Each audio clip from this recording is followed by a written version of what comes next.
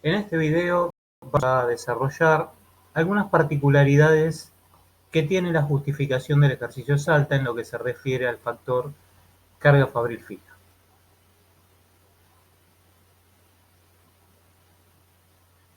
Empecemos a analizar la variación en presupuesto. Nosotros sabemos que la variación en presupuesto se determina simplemente con la diferencia, considerando la diferencia entre la carga fabril fija presupuestada, la determinada antes de empezar a producir, y la carga fabril fija real, la que realmente se erogó.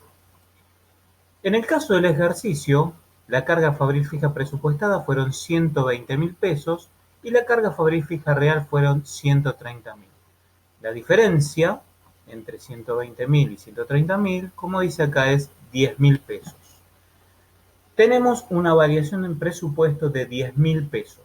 Lo que corresponde ahora es analizar si es favorable o desfavorable. Acá dice que es desfavorable, ¿pero por qué? ¿Porque lo dice el signo?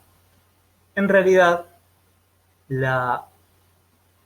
llega a la conclusión de que es desfavorable porque lo real estuvo sobre lo presupuestado. Se entiende que cuando uno presupuesta, lo hace pensando en que va a actuar desde el punto de vista productivo en forma eficiente. Por lo tanto, estuve sobre ese presupuesto. Por lo tanto, digo que esa variación, denominada variación en presupuesto, es de 10.000 pesos desfavorables. Continuamos con la siguiente, variación en eficiencia. Como ustedes saben, la ecuación que nos permite determinar la variación en eficiencia es la diferencia entre la cantidad de recurso utilizado comparado con la cantidad que me decía el estándar que debería haber utilizado para ese nivel de producción, valuado al precio estándar del factor. Vamos a reemplazar con los datos del enunciado y la cantidad real de recursos, es decir, de horas máquinas, es de 308.000 horas máquinas. Para la producción del periodo, que fueron 149.000 unidades equivalentes a terminadas, se utilizaron 308.000 horas máquinas según el enunciado. La pregunta es, según el estándar, para ese nivel de producción, repito, 149.000 unidades equivalentes a terminadas, ¿cuántas horas debería haber utilizado? El estándar, la especificación técnica, me decía que eran 2 horas por unidad. Por lo tanto, 149.000 unidades a 2 horas cada una me determinan los 298.000 horas máquina. Tengo una diferencia de 10.000 horas máquina. Es decir, utilicé 10.000 horas más de las que me decía el estándar que debería haber utilizado. Hay 10.000 horas de diferencia, valuadas a 40 centavos. Yo sé que la diferencia, mejor dicho, el valor de esa variación va a ser 4.000. La pregunta es, ¿esos 4.000 pesos van a ser favorables o desfavorables? El resultado es 4.000 desfavorable. ¿Pero por qué? Porque utilicé más tiempo del que debería haber utilizado según el estándar. Recuerden, el estándar me habla de un nivel de eficiencia óptimo. Óptimamente debería haber utilizado 298.000 horas máquinas para producir 149.000 unidades equivalentes a terminadas. Por eso digo que esta variación es desfavorable.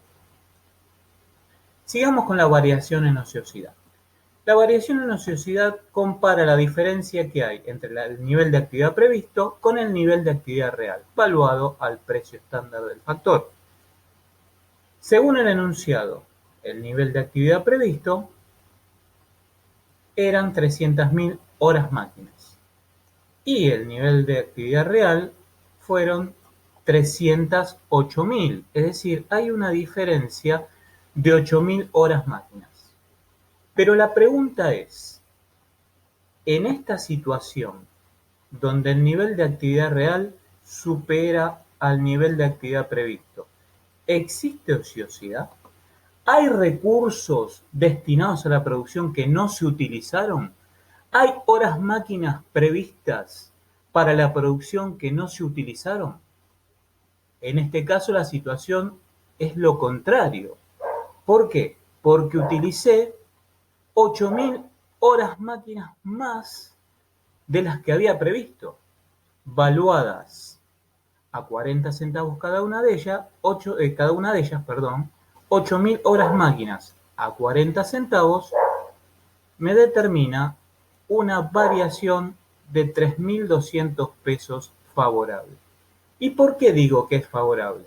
Porque estoy trabajando con la variación ociosidad. Y en este caso, claramente no hay una ociosidad. Utilicé más las instalaciones de las que había previsto. Por eso digo que no hay ociosidad y por lo tanto la variación en este caso resulta favorable.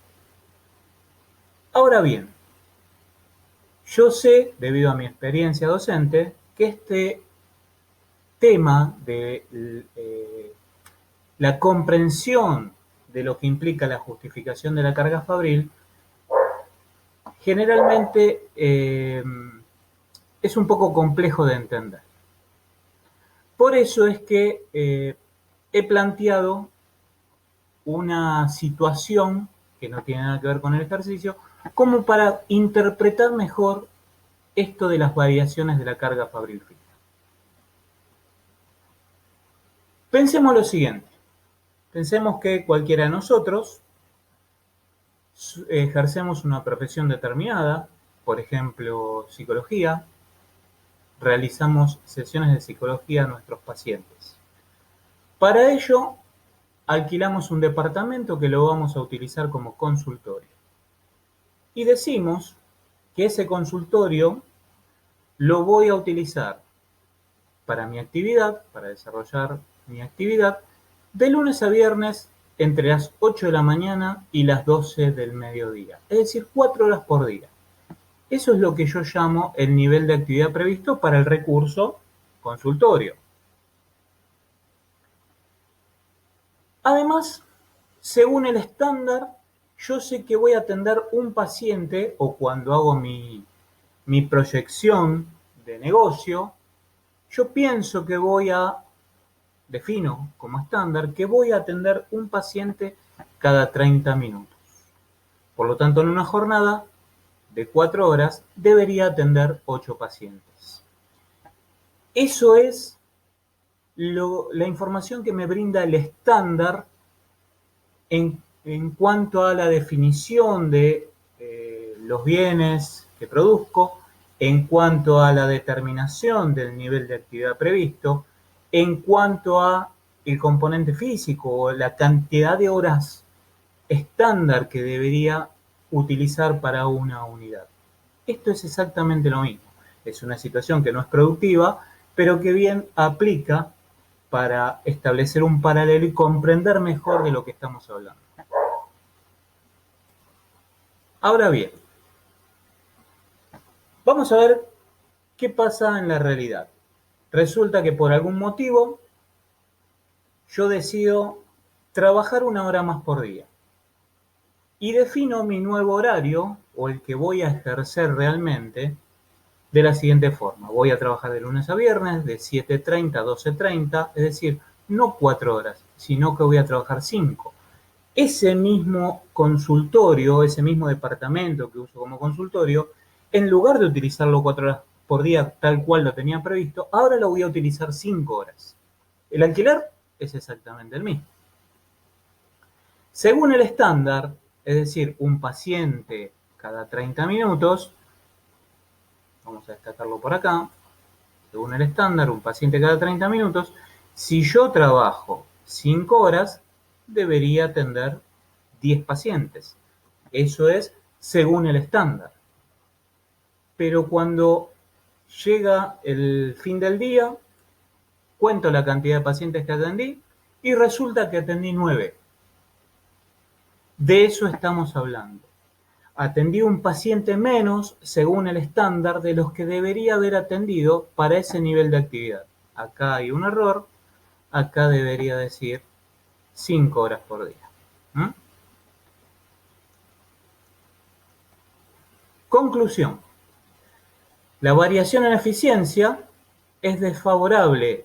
Vuelvo al ejercicio Salta, ¿sí? Utilicé 308.000 horas máquinas más, utilicé 308.000 horas máquinas cuando para ese nivel de producción debería haber utilizado 298.000. De eso me habla la variación en eficiencia. La variación en ociosidad resultó favorable. ¿Por qué? Porque había previsto trabajar 300.000 horas máquinas y trabajé algo más. Utilicé más tiempo las instalaciones. Aproveché mejor desde el punto de vista de la ociosidad las instalaciones. Por eso digo que es favorable. Utilicé mejor los recursos fijos, pero fui ineficiente. Similar situación que la del uso del consultorio.